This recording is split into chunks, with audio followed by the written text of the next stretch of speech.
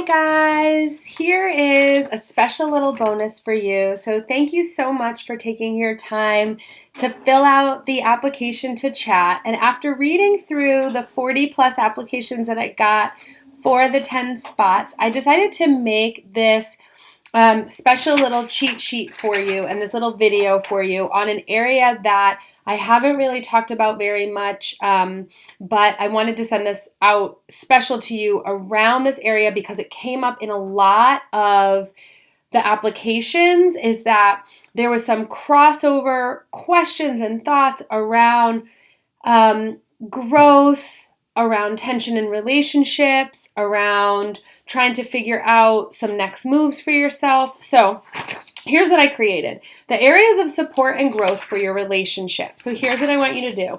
Go ahead and get a piece of paper and you're going to do 3 columns. Column A, column B, and column C. In column A, I want you to list all the people and all the supports that you have that are inspiring, uplifting, positive, that are helping you grow to your full potential, that are helping you expand into the amazing and wonderful and whole person that you already are.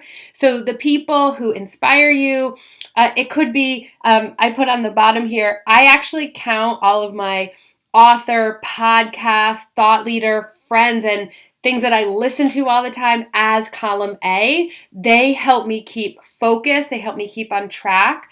I live in an area that doesn't necessarily always align my value system with their value system, a lot of people around me. And so that means I have to look outside my neighborhood to find the inspiration and the wholehearted living that I believe is out there from some of my more spiritual woo-woo people and some of my success coaches and wellness coaches and just people in general who really walk the walk and talk the talk. So I put in my column A those people who I like to stay close to.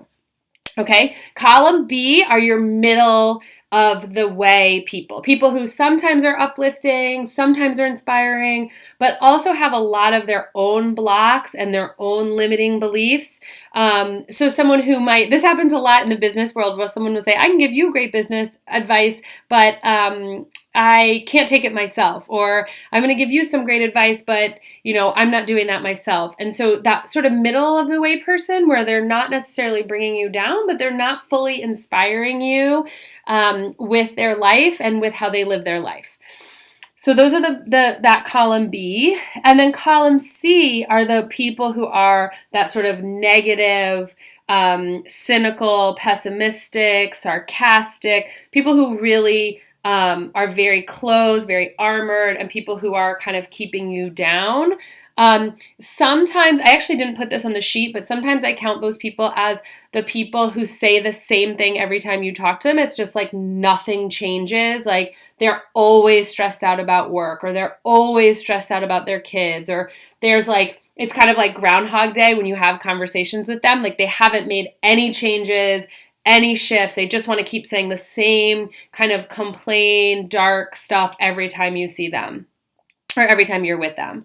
Okay, so you've got your 3 lists. Now, what I want you to do with it is look at it, and I want you to really think about how much time that you spend in relationship, in conversation, and around people in those 3 different areas. Here's why. Because a lot of you talked about changes and shifts and you're not sure what to do next and your time feels really tight. It's like, I want you to look very carefully at how you're spending your time and who you're spending your time with. Is it a lot of A people, a lot of B people, a lot of C people? And then I want you just to reflect on how that's impacting your life. Do you need to make some tough choices? Do you need to let go of some of the C people conversations? Not fully. I'm not saying like leave all these people. Some of them might be in your family, some of them might be neighbors or old friends, but can you spend more time with the A's, or like kind of on that spectrum, and less time with the C's energetically, so that you can bring to life some of this full potential that you're really seeking and that you're really asking for? I teach us a lot. Are you regenerating or degenerating? And so the regenerating is that new energy, that uplifting, that excitement about your life, that expansion. And that degenerating is, I think of as like, wah, like wake up, have coffee, go to work, watch Netflix, go to bed, wake up, have coffee, go to work, blah, blah. Like kind of like the same thing.